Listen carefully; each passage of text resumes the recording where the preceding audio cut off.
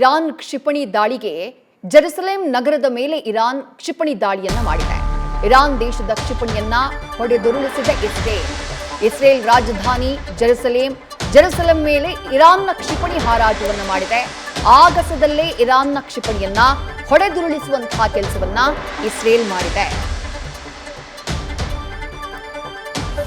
ಇಸ್ರೇಲ್ನ ರಾಜಧಾನಿಯಾಗಿರುವಂತಹ ಜೆರುಸಲೆಂ 3 ಧರ್ಮಗಳಿಗೆ ಅತ್ಯಂತ ಪವಿತ್ರವಾದಂತಹ ಸ್ಥಳ.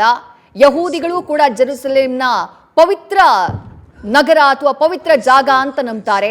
ಕ್ರಿಶ್ಚಿಯನ್ ಧರ್ಮಕ್ಕೂ ಕೂಡ ಜೆರುಸಲೆಂ ಪ್ರಮುಖವಾದಂತಹ ಸ್ಥಳ.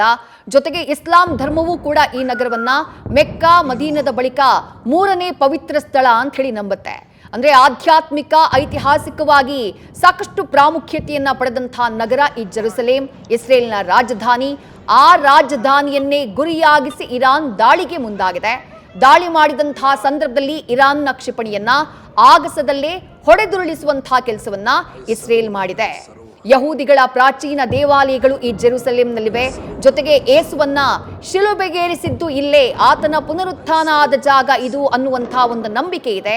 ಹಾಗೆಯೇ ಮುಸ್ಲಿಮರ ವಿಚಾರಕ್ಕೆ ಬಂದ್ರೆ ಪ್ರವಾದಿ ಮೊಹಮ್ಮದ್ ಸ್ವರ್ಗಕ್ಕೆ ಆರೋಹಣಗೊಂಡಂತಹ ಸ್ಥಳ ಈ ಜೆರುಸಲೆಂ ಅಂತ ಹೇಳಲಾಗುತ್ತೆ. 3 ಧರ್ಮಗಳಿಗೆ ಪವಿತ್ರ ಸ್ಥಳವಾಗಿರುವಂತಹ ಜೆರುಸಲೆಂ ಇಸ್ರೇಲ್ನ ರಾಜಧಾನಿ.